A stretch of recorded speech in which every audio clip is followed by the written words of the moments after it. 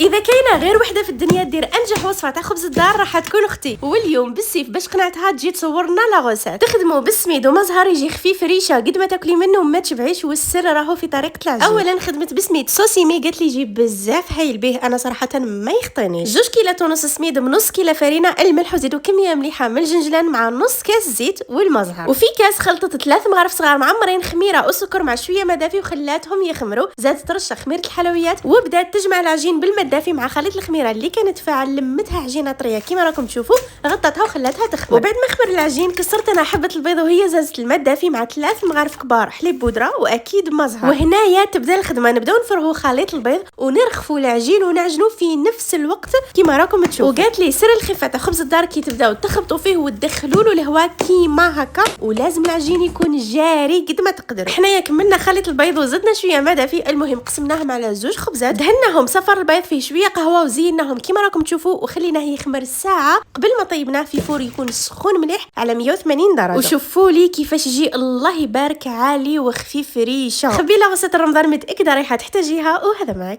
كان.